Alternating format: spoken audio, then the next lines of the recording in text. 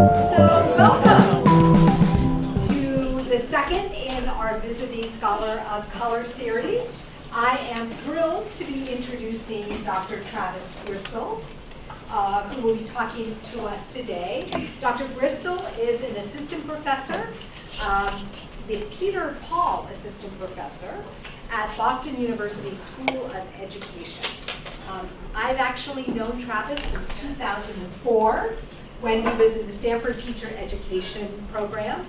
And so I got to see his promise very early on and have just been so thrilled to watch his meteoric rise. Travis, when I asked Travis what did he want to make sure I said about him, he said, make sure you say I'm a teacher. And I said, of course I'm going to mention that.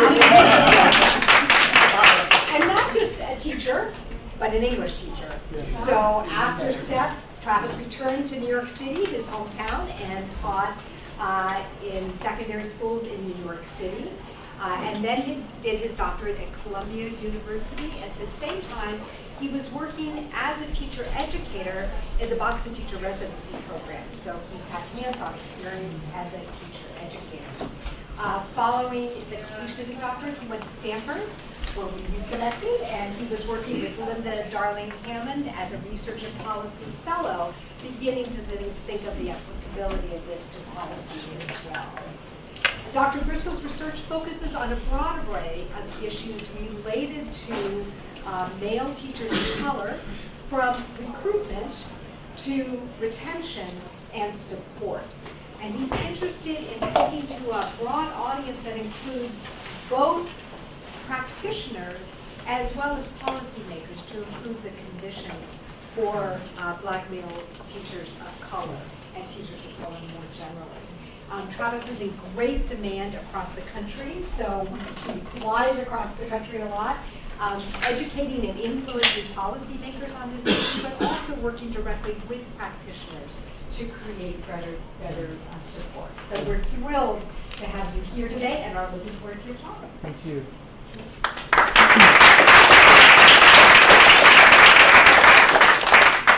So good afternoon. Thank you all for coming. There are lots of familiar faces in the audience. And it's always sort of, as you might imagine, anxiety-inducing being introduced and having your former professor sit in the front row. So my talk today, I'll talk a bit about how I've used my own research to inform practice and policy for supporting and retaining teachers of color. I want to, as a teacher, I just want to provide a bit of a roadmap, right, for how I've organized this talk. I'll first begin sort of sharing my research agenda, and then I'll spend a bit of time talking about what I see as the challenge. So there is this ethno-racial mismatch between teachers and students in U.S. public schools. And at the same time that we see this ethno-racial mismatch, there is convincing evidence for what I have termed the added value, right? Added value for students of color when taught by a teacher of color.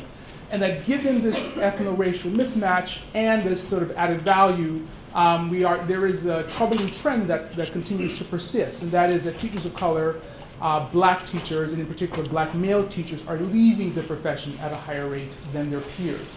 I'll spend some time sharing with you how my research draws on the research of other researchers who have done work on black male teachers. The theoretical framework that I've used to sort of organize my study. I'll do a quick scan of the room and see how we're doing with data and methods. I have some, I'll share them, but depending on where we are, I may sort of move through them. I do want to get to findings and implications, some of my future work, and then I've been instructed to leave ample time for Q&A so we can have a lively discussion. My sort of inspiration, right, to become a teacher stems from my experience as a student in New York City public schools. For 4 years, every single day in New York City at Washington Irving High School, large comprehensive high school that was bigger than my undergraduate institution that I attended, I walked through this lobby.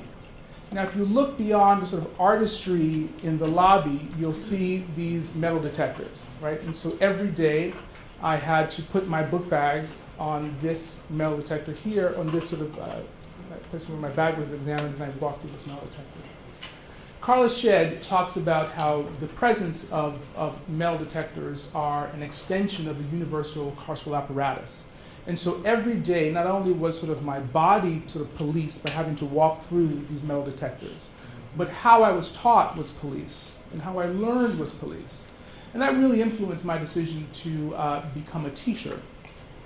After receiving really high quality preparation, where really on day one, I felt prepared to become a teacher, I returned back to New York City to teach. In my third year of teaching, I started this after school. Oh, yeah, some of you know. Actually, that's where I met Joseph, actually. And one of my inspirations is actually to pursue doctoral work.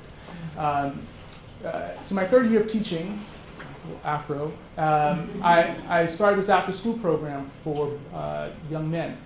Every time I'd go to the principal's office, I'd see a group of young men sort of sitting by the principal's office waiting for a pre-suspension or a detention hearing. And so in many ways, I started this program thinking that if I had this after-school program, right, that somehow I would be able to fix, right, these young men. I went back to, I started my doctoral program thinking about some of these fixes, these sort of after-school, out-of-school fixes. And so in 2011, I started my doctoral program. But as I stayed in touch with some of these students, one of the things that I began to realize as I spoke with them, that they began to say that yes, these out-of-school practices and experiences were important, but there were things that I was doing in my classroom as a teacher. There were practices, right, that I was employing, that I was thinking about how to organize whole group discussion. And those are some of those practices were things that actually made that sort of engage them. And they also shared that there were some sort of challenging conditions in the school that also made navigating our school particularly hard. I also became interested in thinking about policies, right? Policies that would somehow improve the conditions of boys and young men of color. One policy in particular, right, was this idea that merely recruiting black men to become teachers would magically improve the experiences of black boys. Here is a picture of Secretary Arnie Duncan at Morehouse launching the department's recruitment campaign, calling black men to the blackboard. And I began to wonder, beyond recruitment, right, what might we need to support these men at the blackboard? What might we need to sort of retain them at the blackboard? My larger sort of research agenda, as Pam mentioned, looks at sort of situated these sort of three interrelated strands, where I think about district and school-based practices that support teachers of color, national, state, and local ed policies, right, around supporting and retaining teachers of color, and intersection of race and gender in schools. Some of the work that I've published to date extends this line of research, and some of the pieces that I have under Revise and Resubmit also extend this body of research, right, thinking about the school-based experiences of teachers of color. More broadly, my research is sort of situated at this sort of intersection of policy and practice. And so what I'll do today to sort of illustrate that is I'll share how my study on black male teachers influence a PD that I designed while working in practice, how elements of that PD initiative influence my work around policy at the federal level and locally in New York City, and how my work in designing policy has influenced my current research project, NYC Men Teach in New York City. When Secretary of Education Arnie Duncan goes to Morehouse, he says that it's troubling that less than 2% of the nation's teachers are black men. One of the reasons Secretary Duncan says this is because in 2014, NCES, National Center for Education Statistics, projected that there were more students of color in U.S. public schools. So currently, at this moment, there are more students of color, about 50.3%. I suspect this number is higher. These data are from 2014. So at the moment that we see that there are more students of color in U.S. public schools, we see that the ethno-racial demographics of the teacher workforce has not shifted. So about 82% of all teachers in U.S. public schools are white. So there is this sort of ethno-racial mismatch at the federal level, right? And of course, we see great variation among states. So for example, there are more, 82% of white teachers across the country. Where I live, there are about 93%, right, of teachers in Massachusetts are white. So we do see, some variation across states. As a researcher, I believe it's important for us in the education research community to use multiple mediums in which to share our work. I've done this through op-eds. In this op-ed, I talked about some of the problems of Black and Latino teachers and what to do about it. And sometimes I do this thing where you click on the comment section and people can share their true selves, right? Mask behind anonymity. And people say lots of things, artful in some less artful ways. But essentially, people are asking, well, why does this matter, right? Are we in a situation where we need Latino teachers teaching Latino students, or white teachers only teaching white students? So what I'll ask you to do is, with the person sitting next to you, I'll ask you to turn and talk, right? Why does this matter, right? I've presented this ethno-racial mismatch. Am I saying that we need to have parity? Am I saying, why should we care about this? With the person sitting next to you, each person about 30 seconds or so, I'll give you,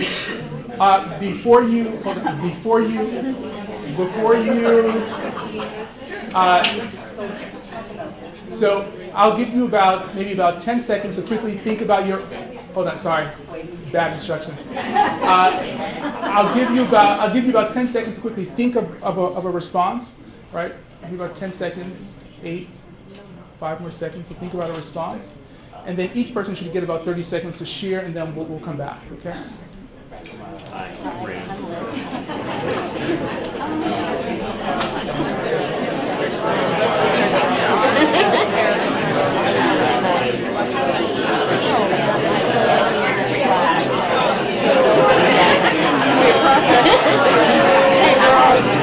You're pretty in red, pink. Okay.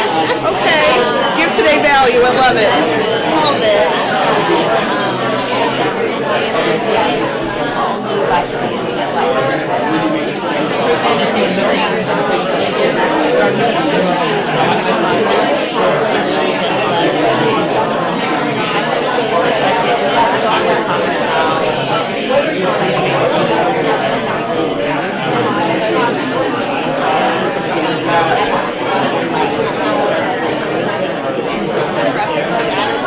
They don't like that.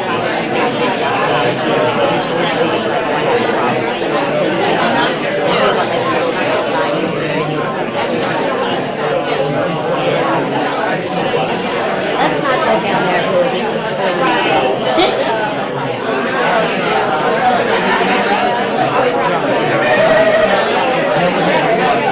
Okay. Yeah, I do.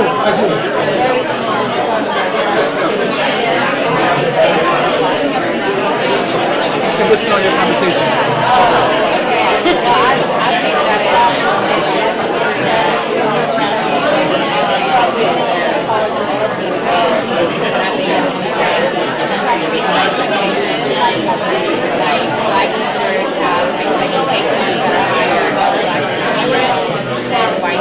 What's your name? Seth, right?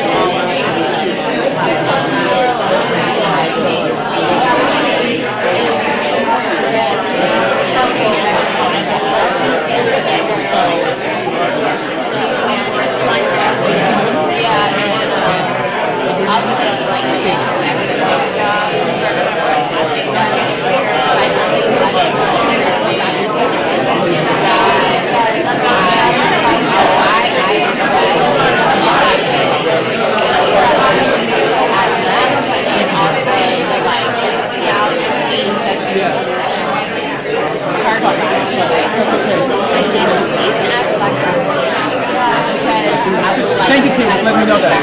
Thank you, let me know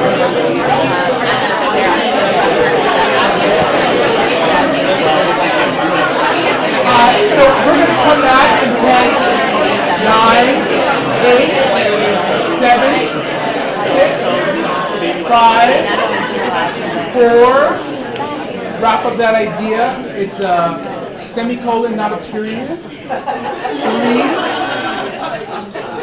3, 2, and 1. So what do people say?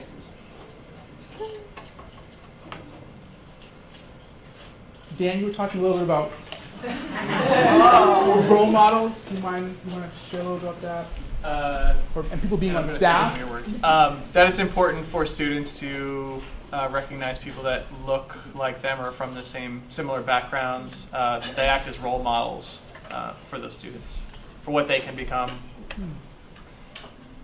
And Lisette, you're talking about expectations.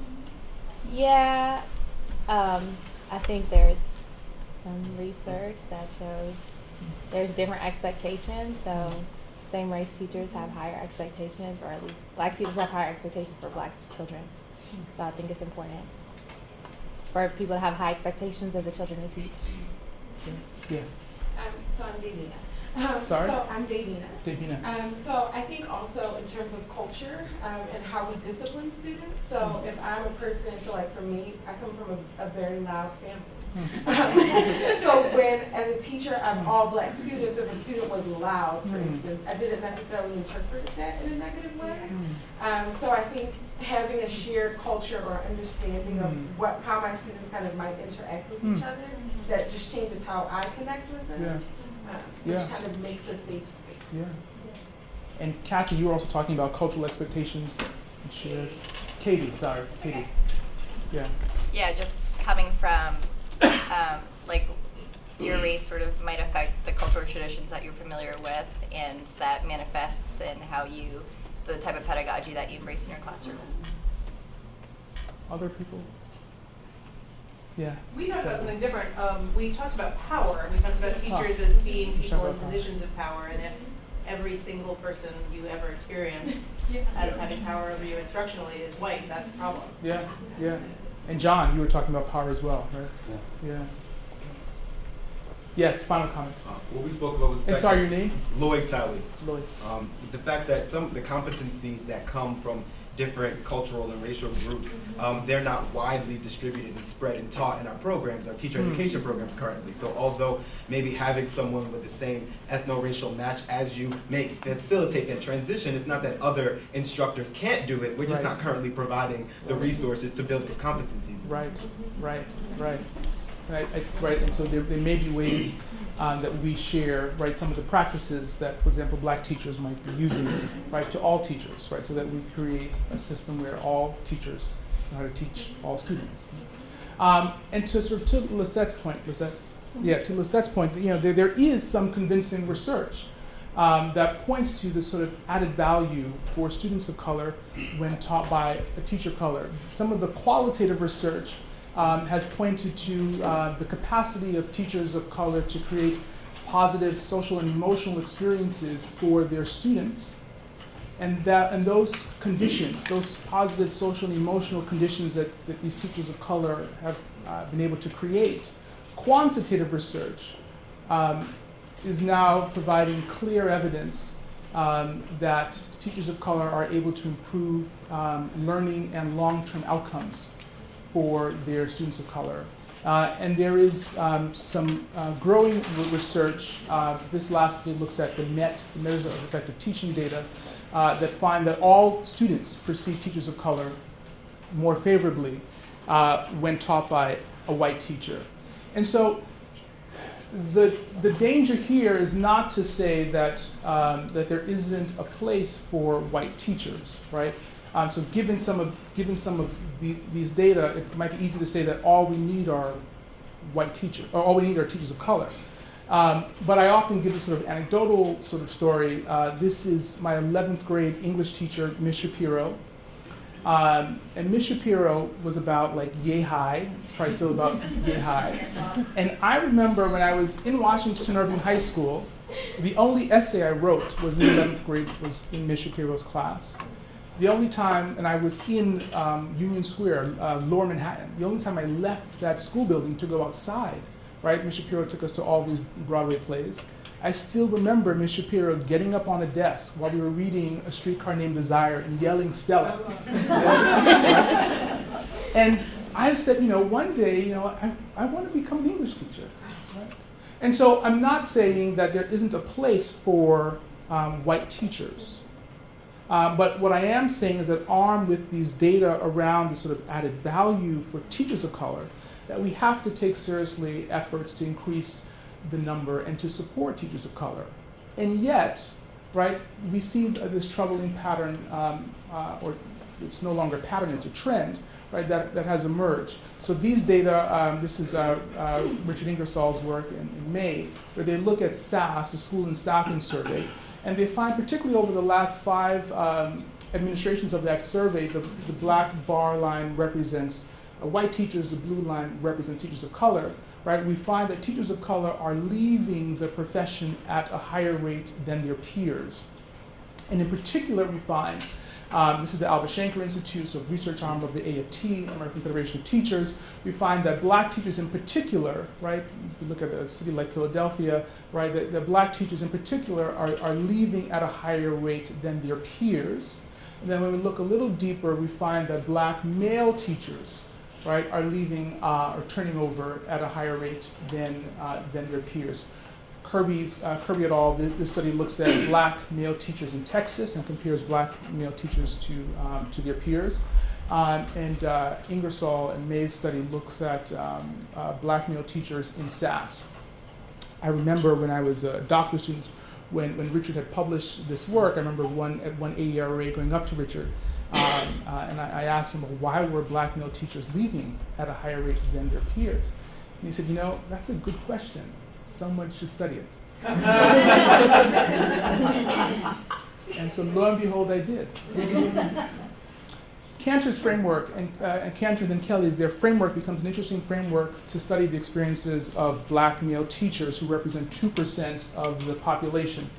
Cantor and then Kelly, they suggest that workers who are in the numerical majority based on their social group identity status, that they shape the culture of that organization. So Cantor looks at the experiences of women in male-dominated professions. Kelly looks at the experiences of black teachers in predominantly white settings, and they say that by dint of one's social group identity status, that those individuals who are in the numerical majority, that they shape, right, the organizational culture and define the organizational culture. And they say that individuals who are in the numerical minority, right, that they exhibit these 3 organizational responses by dint of their numerical minority status. The first organizational response is this idea of performance pressure. So individuals who are in the numerical minority believe that they are constantly under this pressure to perform in ways that their colleagues who are in the majority are not. They believe, they say that individuals who are in the numerical minority constantly believe that their social interactions are first defined by their social identity. So in Kelly's study looking at black teachers, he finds that black teachers say that when they interact with white teachers, they constantly believe that they're first deemed as being black, and that their white colleagues see them first as being black. And role encapsulation. There is this perception that they are constantly assigned roles that have sort of stereotypical views of individuals who belong to that group. And so for Cantor, with women in the male-dominated profession, it's this perception that they're constantly being assigned secretarial tasks. Right? For Cantor and Kelly, and individuals who use the sort of theory of numbers and group composition, their research looks at, they say this is primarily felt when individuals are 15% or less, right, account for 15% or less of the organization. Much of my work, and so their work looks at the 15 when compared to 85. Much of my work looks at what does it mean to be 15 and 1, right? As I said before, that my research on black male teachers draws on this long research of individuals like Ed, who has done laid the foundation on black male teacher research. Some of that research finds that black male teachers, they become teachers to improve the lives of black children, that they see teaching as a political act, that they engage in and enact culturally relevant practices. They're positioned by school staff to serve as surrogate fathers, and that they're expected to reify heteronormative and hypermasculine behavior by colleagues and students. One of the ways that I've tried to sort of feel or to extend this line of research on black male teachers is sort of to think about the experiences and how those experiences influence black male teachers' decisions to stay or leave the profession. In 2011, with the help of Ron Ferguson when I was in Boston, we designed this survey of black male teachers in Boston public schools. We called it the Black Male Teacher Environment Survey. I published some of this work, findings from this survey in Urban Ed.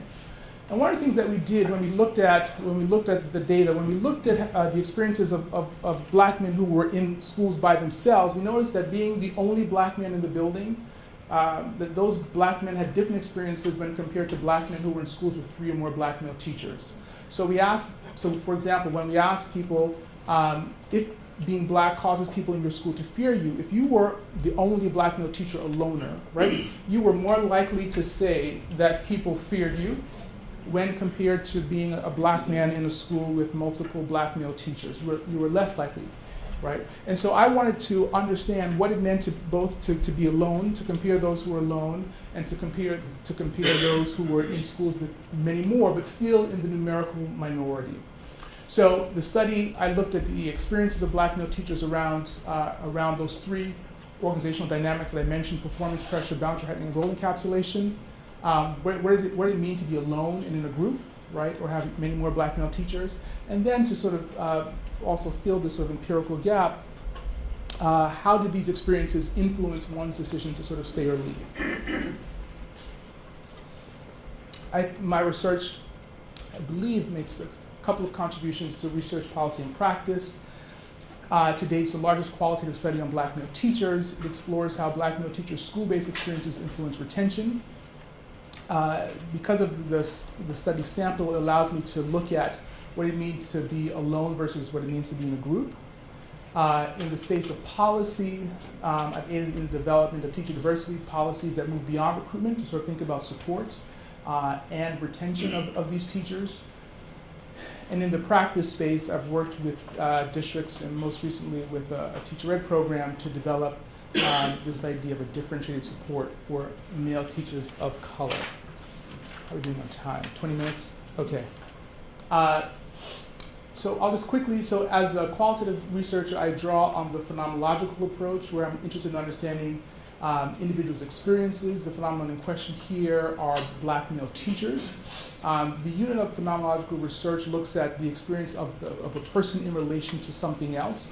So it's the research subject in relation to other teachers, right, or the research subject in relation to their job embedded task. Here goes this sort of illustration that helps individuals who employ the phenomenological approach to look at the subject in relation to the object, right? Object being the subject in relation to their colleagues, or their subject in relation to their job embedded task. Interviews become a primary tool for using the phenomenological approach because it allows you to actually to understand how people experience the phenomenon. You can actually talk to them, right, and they can tell you how they're experiencing the phenomenon. The study took place in Boston public schools. Collected 2 rounds of semi-structured interviews. I interviewed 27 black male teachers across 14 schools. And because I wanted to understand what it meant to be alone versus what it meant to be in a group, I had 7 schools where there were just 1 black male teacher, and 7 schools where there were 3 or more black male teachers.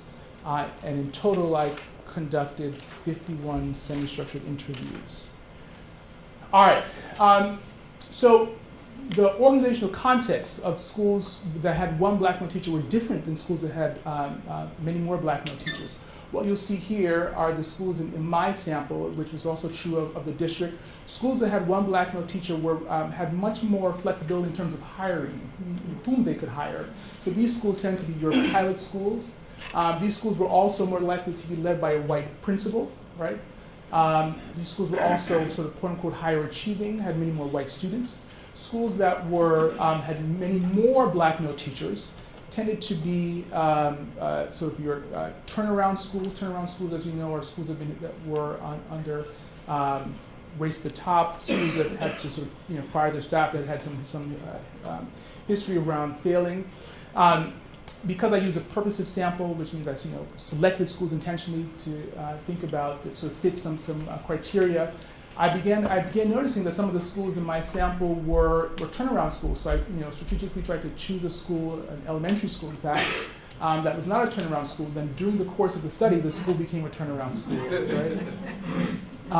These schools were more likely to be led by a black principal. And so black men who were by themselves were in different types of schools, and black men who were in schools with many more black teachers were also in different types of schools. Let me, please, I'll skip some of the data analysis stuff because I want to go to the findings, but there were many things I used around, but I want to go to the findings, given our time. So in terms of the experiences, so black men in the study talked about this idea of their pressure to teach. It came from outside of the organization. So in Cantor's work, much of the pressure, as I said, came from inside the organization. These men talked about this pressure to perform came from outside, and they used the word calling, right? And so lots of the previous research talks about this desire they're seeing teaching as a political act. And so these men talked about their work as a calling. So Jake Collins says many times the kids we serve don't have males in their lives, or they don't have males who look like us. I've been called to do this work. But in particular, what I found was that that these men that they responded to this pressure to perform by changing aspects of their work. They tried to find to make their work more meaningful. So Residency and Dutton say that they use this term job crafting to talk about how people in organizations change aspects of their work to make their work feel more personally fulfilling. And what I found was that if you were in a school, if you were a loner, you had less success engaging in job crafting, making your work feel more meaningful.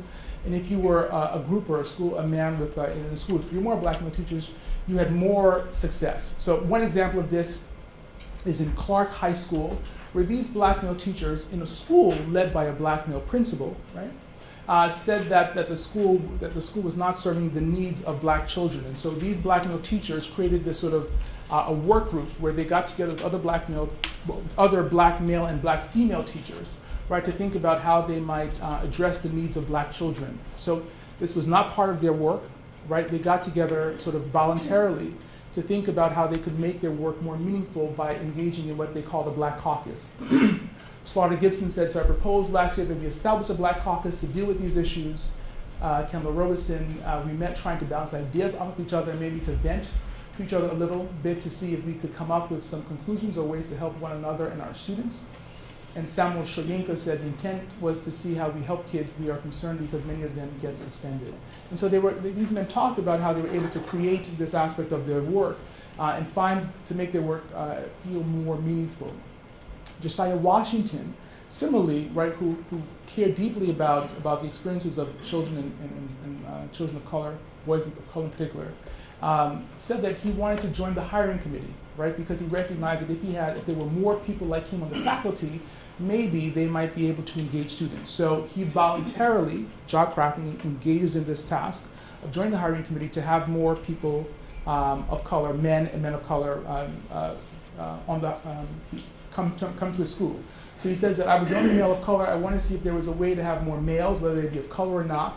We basically have a K model where students very rarely have a male teacher.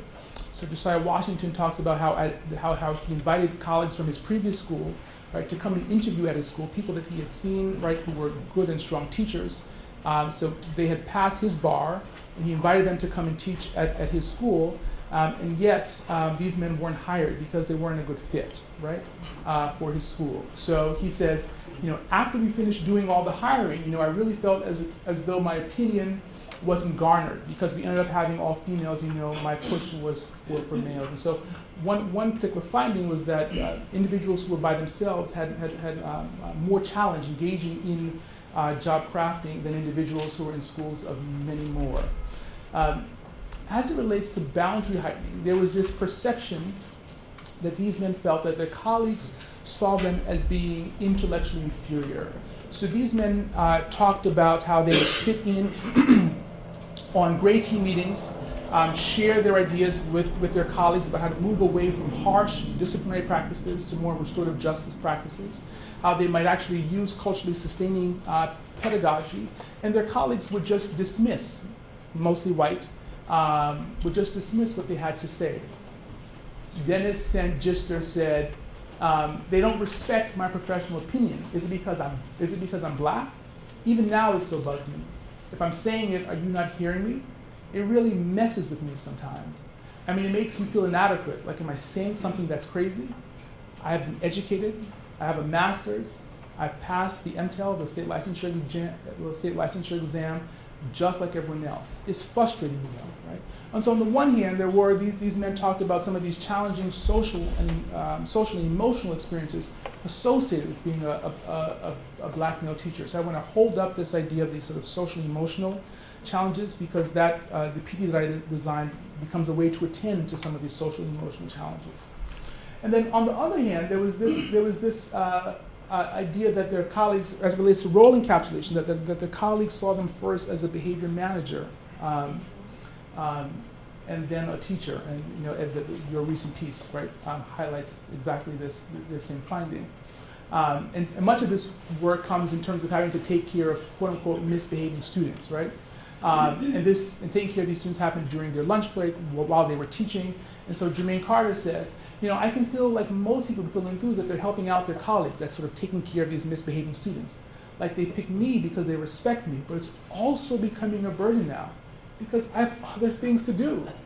I have to plan for my kids to be on a specific track, plan my scope and sequence, correct papers, just the regular things that teachers do. Right? And so these black men also talked about how they felt like they rarely had space and time over the course of the day to work on and improve their practice because they were spending all of their time taking care of everyone's misbehaving kids, right? Quote unquote misbehaving kids. So I want to hold up this idea around not having space and time to work on practice. And finally, which teachers stayed and which teachers moved and left. So I found that individuals who were in schools by themselves, what I term loners, even though they talked about having challenges around administrative leadership and with colleagues, when I look back with these people, with these participants, they all stayed. So I interviewed, the study happened over a year, then I looped back with them the following semester to see, right, if they stayed or if they left. Each of these 7 teachers who were loners stayed, even though they had some challenging experiences, more challenging experiences, right? I mean, things that when you're collecting these data, you need an outlet because it's traumatizing to even listen to these men share their stories. But these men stayed because they said the working conditions in their schools, right, were positive. They knew that racism existed, and so as a black man, they came to expect that racism would exist, but at least they could teach, right, in their schools. Willie Acheba says, I taught 90 kids when I was teaching at my first 2 schools, and I had so much grading to do. But right now, I teach only 50 kids. We call our school the Country Club. I mean, many of the teachers who are here have worked elsewhere, and they've had heavy workloads. I spent the entire summer developing a 12th grade curriculum that he knows that he can teach again. So these teachers, despite having these challenging racial experiences, they said that at least they could design curriculum, right? They had the flexibility, right, to be teachers, to design their curriculum. They were in smaller class sizes, so they could just handle the racism that they experienced because it was just part and parcel of being a black man in the United States.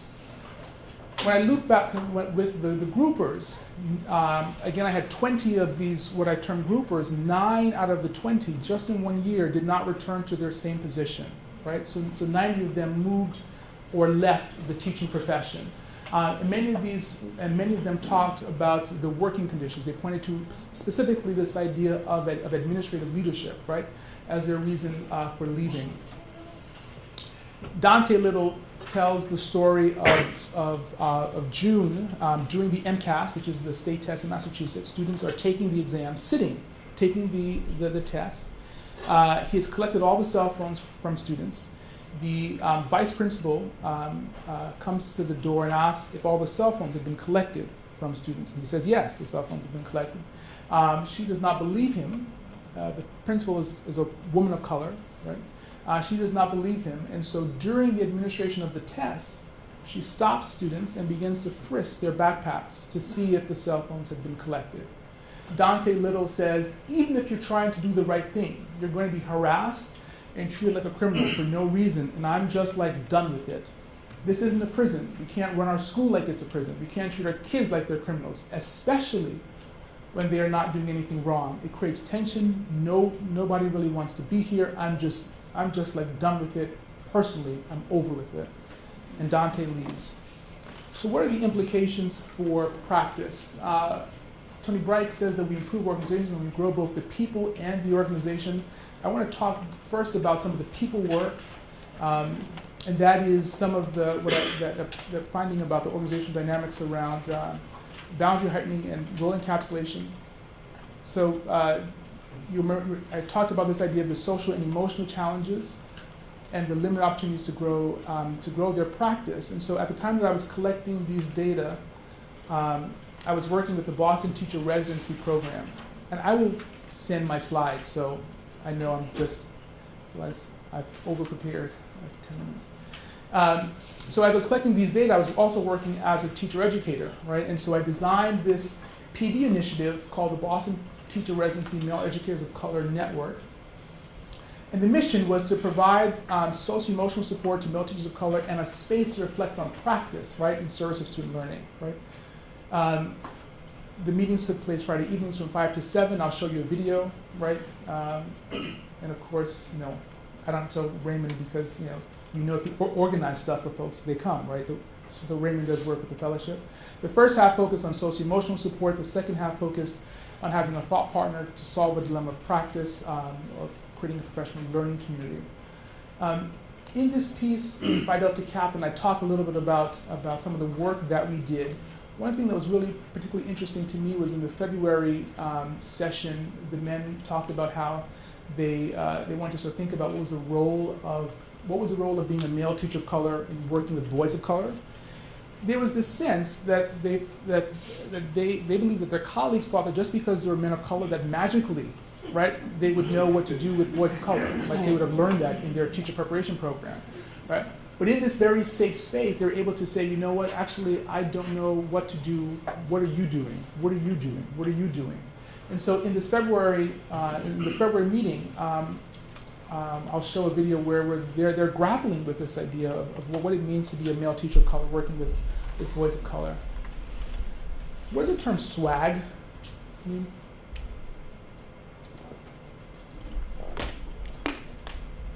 What does the term swag mean? Stuff? Who said stuff? Stuff? And you say? Like a style. Style. I always love asking that question because assessments really depends on one's funds of knowledge, right? And it biases some, and it biases some versus others. Yeah. So I mean, swag is actually the stuff that you get at a conference. Yeah, it is something you get at a conference. But in this context, right? Swag is style, right? To have style, right? And that's a whole another talk around how Tessa bias, right? So in this video here, you'll hear this teacher talks about how he uses this idea of swag.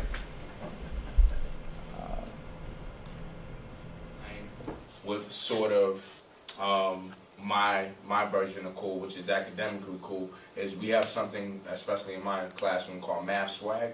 So it's like, swag is actually an acronym standing for students who achieve great gains. So we talk about what math swag means and how it means like mathematical confidence. But in students' context, it's something different. So what do you hear this teacher? So Greg is one of the facilitators. What do you hear Greg saying or doing?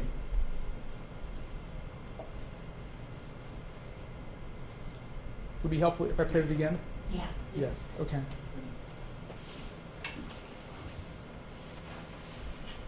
Align with sort of my version of cool, which is academically cool, is we have something, especially in my classroom, called math swag.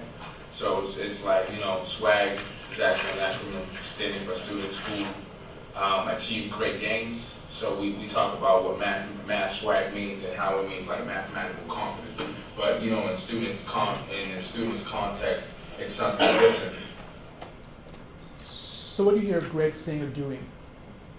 Let's do a quick turn and talk. So with the person sitting next to you, what do you hear Greg saying or doing? Explain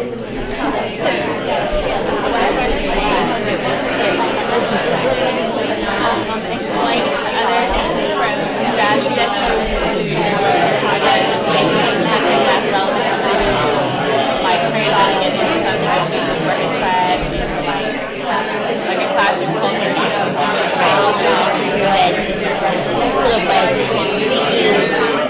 conflict, like right, like what's your math, like right, achieving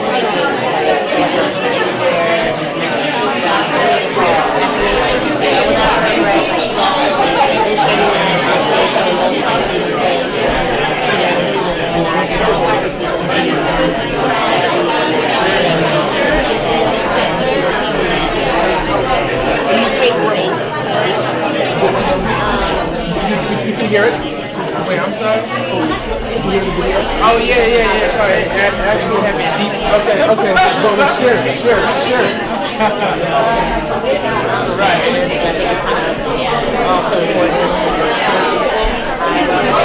So, let's come back in 5, 4, 3,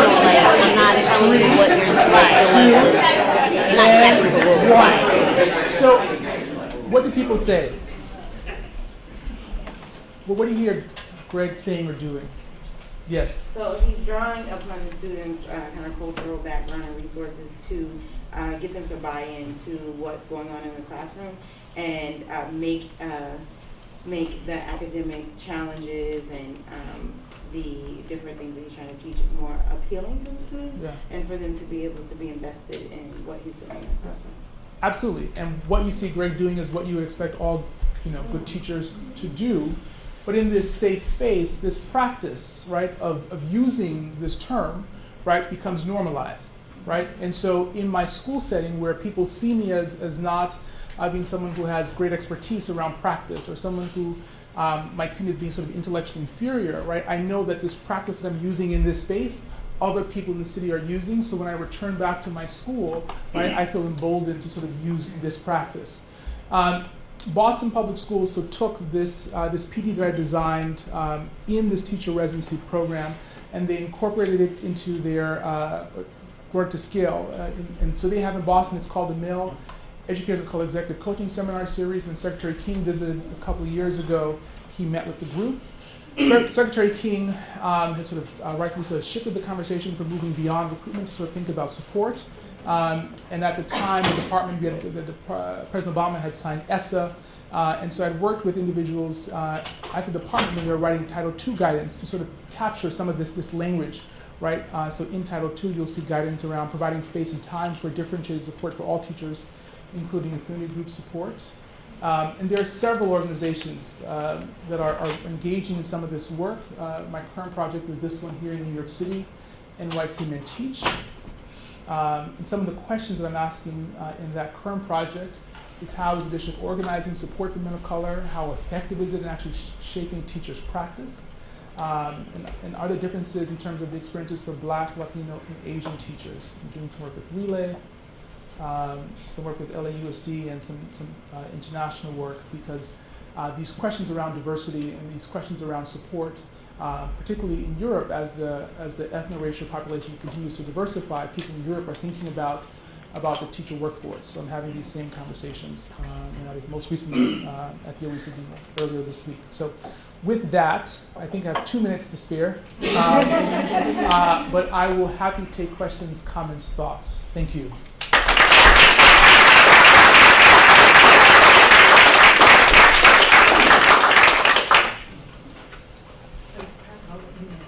Okay. Yeah, Sarah. I wanted to just check my understanding of your findings and ask a question. So, did you find that the loner teachers were staying and the grouper teachers were leaving? Yes. I'm interested in whether or not you have any information about whether the rates of those grouper teachers leaving were similar to teachers from those kinds of schools leaving. So, what's Yeah. So thank you. So those teachers, turnover was a problem in those schools for all teachers. But one of the reasons why teachers of color are leaving at a higher rate is because they're concentrated in those challenging schools. And so what black teachers and black male teachers are no different from white teachers, and so they need the same supports that everyone needs. But we can't concentrate them in the most challenging schools because they'll leave at higher rates. Yes. Is that in? Yeah, Yes. absolutely. Okay. Then I'm also interested then in understanding the supports seem like partially they're cultural and about building community among black male teachers, but then also about distribution of teachers and schools and whether or not there are efforts, other kinds of efforts to engage in that kind of retention work. Yeah. I mean, we can't. So there is also this piece around sorting that happens. So these men of color are making decisions to teach in certain types of schools, but there are also certain types of schools that they're not let into. So there's a recent body of research that points to discrimination in hiring, right, for black teachers. We know this exists. Diva Pager, the mark of a criminal record, right, where she finds that black men with a college degree have a harder time getting a job than a white man with a criminal record, right? And so we know that bias happens in hiring, and we're finding that this to be particularly, there's growing evidence that this is happening in education for black teachers, where they're not hired in schools that have large concentrations of white teachers, because we have our one, so we no longer need more. Yes. So my question was actually really about that, the data you put up about the two different types of schools, which seemed more like background. And I'm wondering if you've done the idea that in the lower performing schools where there are the groups, those are the sort of characteristics of those schools versus the loner schools that have loners. Is that could be argued just an artifact of your sample, or have you looked at like all the schools in New York City to see if that holds out? Because that just seems like an extremely important. That's not. That seems like a finding in and of itself, that you found that the loners were concentrated in these sorts of schools and the groupers were the other. Yeah. So there were organizational differences in the two types of schools. So for example, I'll show you this. So this is looking at all of the schools in Boston, right? So the school, 0 black male teachers, 1 black male teacher, 2 or 3 or more. If there was a school that did not have a black male teacher, that school was more likely to be led by a white principal. This is all the schools, right? This is all 100 some odd schools. And the numbers are actually almost flipped, right? When you look at schools that had 3 or more, right? Those schools were more likely to be led by a black principal, right? And so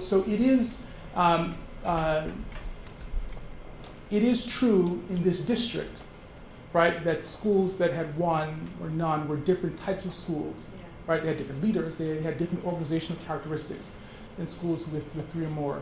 And does that correspond also across the district with the schools that are, say, higher performing versus lower performing? Yes. And we categorize the turnarounds and the...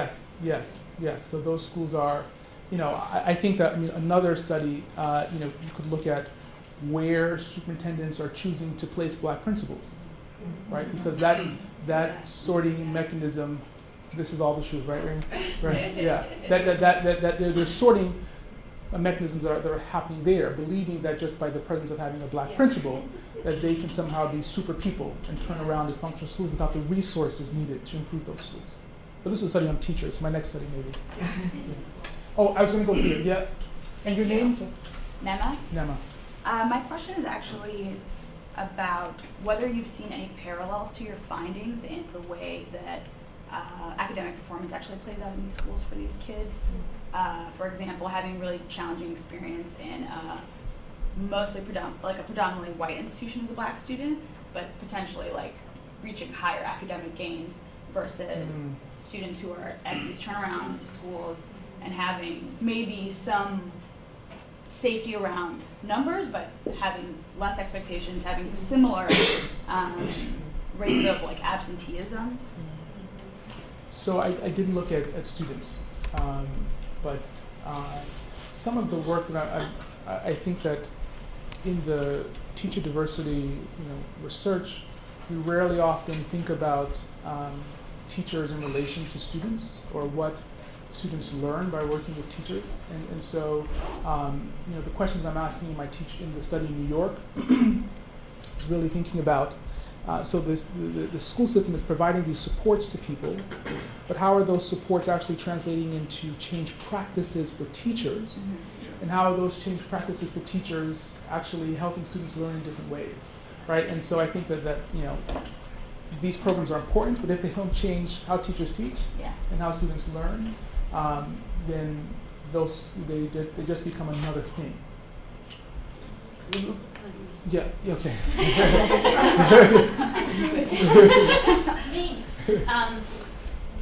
First of all, thank you so much for this talk. It was really, really interesting, and I had some cognitive shifts of my own when I was hearing about groupers. I thought in my mind immediately went to social capital, and that if they're grouped, together, they can, there's this homophily that goes on, and they can have more power. But it just seemed that so the other characteristics, like that particular principle, doing those things, I mean, all of those far outweigh those homophilic effects. Anyway, which was really a surprise to me.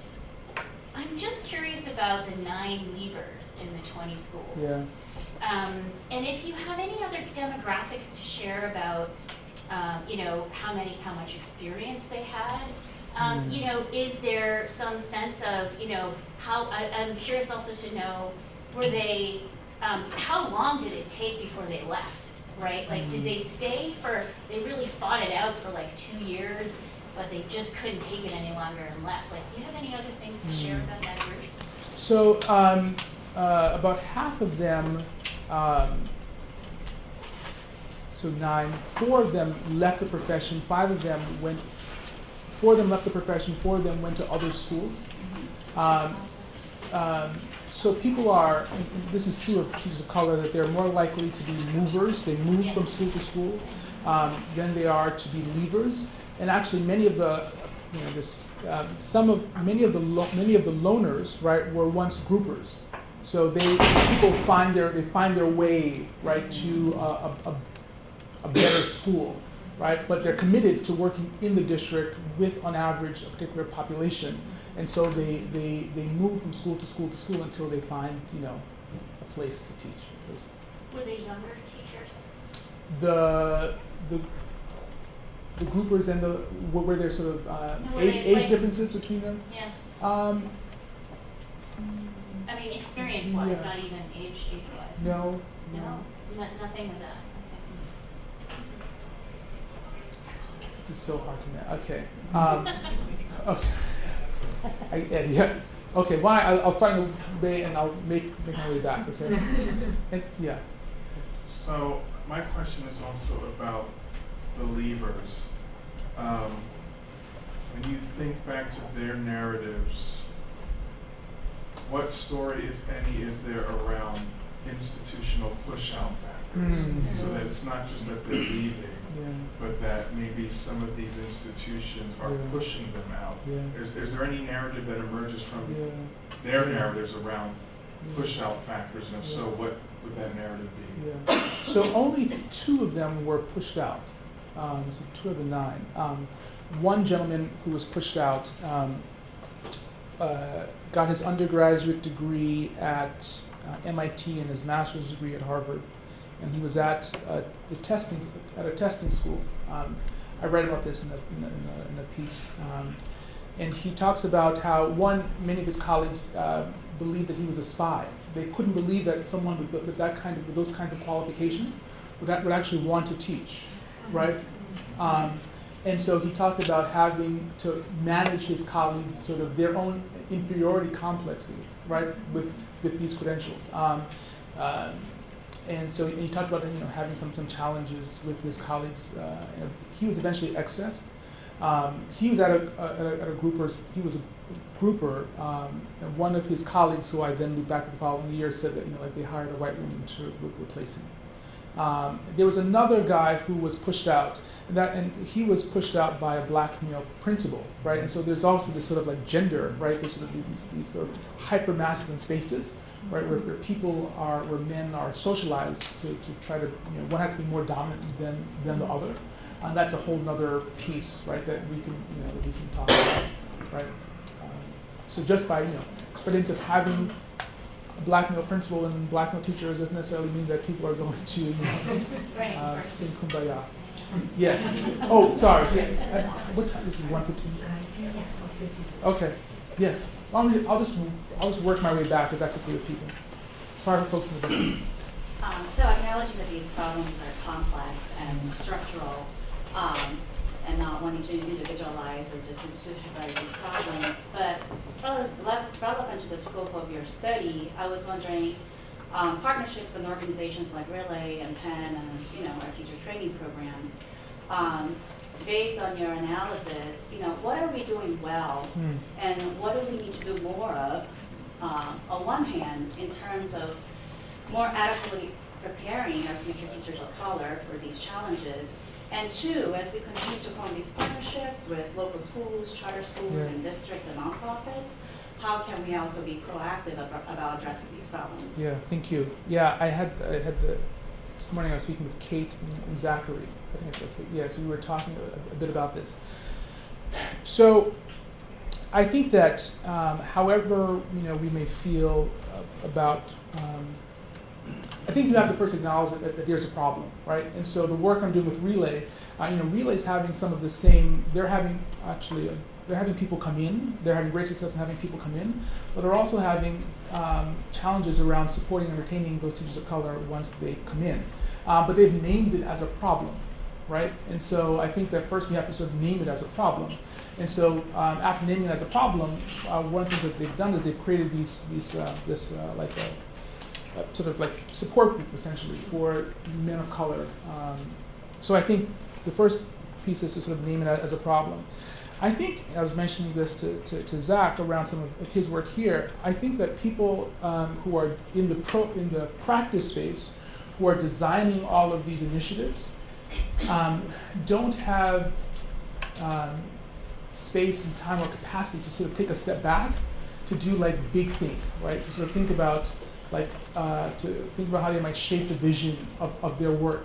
And I think that the role that universities can play is really thinking about capacity building. So for mentors who are working with novice teachers, capacity building around supporting principals, right? Because principals need an opportunity to understand how the adults in the building work, particularly around the racial gender dynamics in their school. And so that's a place for a university, right, to really do some capacity building and PD work with principals and then mentors. So I think that there's a role for universities to play.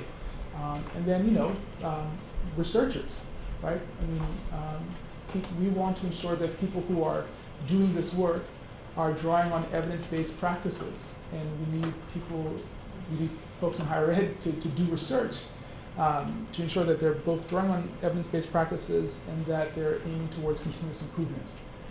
And so I think that the research community can't be divorced from this. I'm very happy that I think Penn is thinking about doing some work with the fellowship, because I think right here in your own city, you all have a group that's probably the national talk of the town, right? And they're getting lots of resources, but there's a space for this university to really do some capacity building and document what they're doing to help them become better for the sake of the field.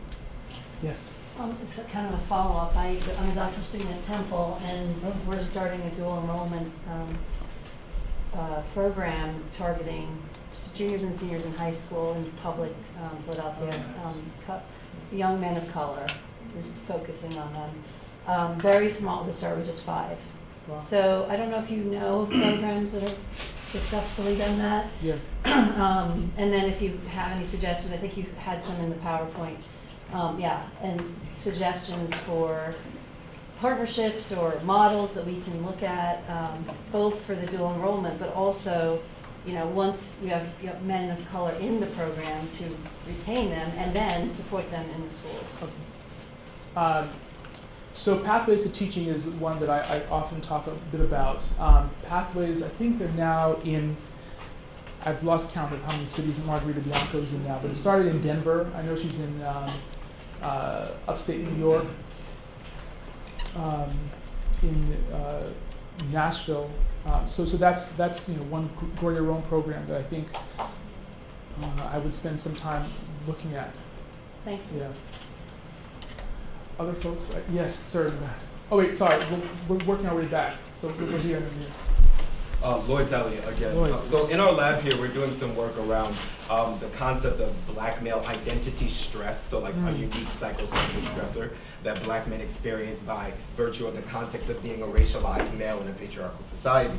And so I'm interested in your phenomenological interviews. Did you notice any of this kind of like identity-related stress, and did you even see it maybe varied by the different identities that the different black men had, those who may present more masculine norms, less masculine norms, a stronger racial identity, maybe a more diffuse racial identity? Did you see any of that stress or any of that differentiation in the perceptions of the environment through your phenomenology? Yeah, thank you. Great question.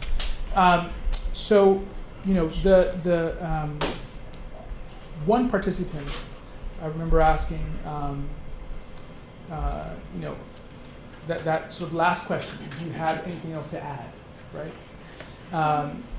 And what he had to add was about maybe 20 or 30 minutes more of interview, of commentary, where he said, you've been asking me about what it means to be black and male, but for me, being gay first, right, is the primary way that I am trying to sort of navigate this city that has this sort of historical Catholic,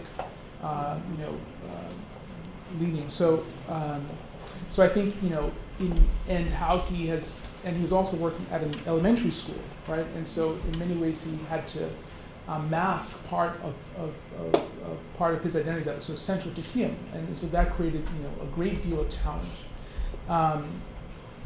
But I think to the other question around some of these stressors, I mean, one of the ways that these men seem to, particularly the loners, right, address the stress was to rarely interact with their colleagues.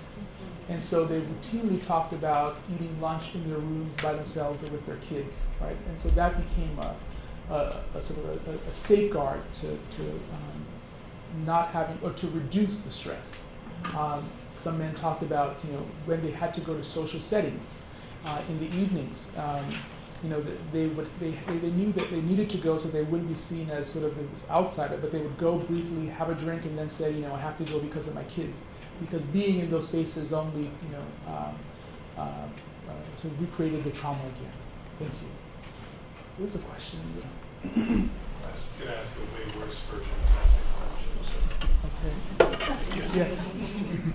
You mentioned the importance of Mrs. Shapiro in your choice of careers. Yeah. Do you think the poor retention and poor working conditions of black male teachers is affecting recruitment of the next crop of black male teachers? Absolutely. I mean, I think that, I often tell people, HR folks call me and say, what should we do to get more black teachers, right? I mean, it's and I say, focus on the ones that you have now, right? Invest in the ones that you have now, because they become your biggest advocates. They're the ones who tell their friends, you should come and teach here, right? And so I think that,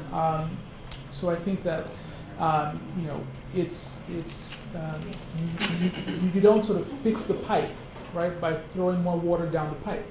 You fix a broken pipe by plugging the pipe, right? And so I think that so many people are really interested in this idea of let's just keep on flooding, right?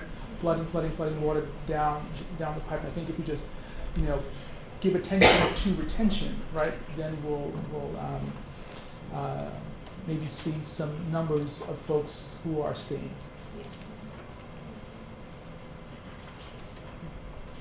Right, a lot of, Oh. do you want to, Steph, I just want to hear one more, okay? Yeah, Well, well, so yeah. you've been talking about the ways that black male teachers can be supported in a context where they're dealing with many white colleagues who are responsible for the culture that is causing them a lot of stress. So I'm wondering if you are aware of and what kinds of efforts around cultural shift that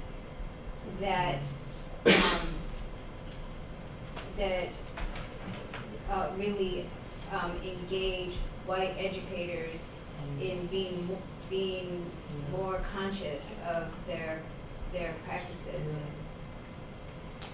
So I've gotten that question a bit. So I don't know of any particular efforts. The effort that has to happen, because it can't happen sort of outside the school, I think that the work has to happen with helping school building leaders be more attentive to the people-to-people dynamics in their school. So oftentimes in school, or what I've come to understand, people who are going through school leadership preparation, is that people are rightfully so learning how to manage instruction, right, managing budgets, right, but principals are not being trained to understand some of the people-to-people dynamics between the adults in their building. And so this work in engaging white teachers can't happen with another outside PD work, right? Like the shift, thinking about Tony Wright's sort of framing, that the shift has to happen with helping with changing the organization. And the way that we do that is by supporting principals so they can know which teachers are in their classroom all the time. That they're not being in their classroom because they're being antisocial. Right, they're being in their classroom because there's a toxic environment in the school that's making them retreat. So join me in thanking Travis Bristol again.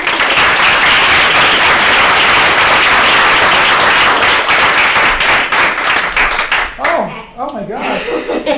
As Wow. part of this series, we're thrilled to present you with a memento Thank you. of Oh this wow. talk Thank and you. an entry Oh wow. in our Pantheon of Scholars. Wow. So, Oh my thank gosh. you very much. Oh, this is lovely. Oh my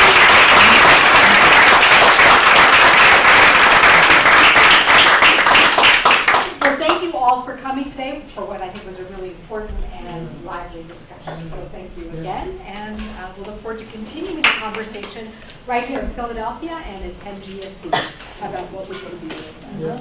So thank you.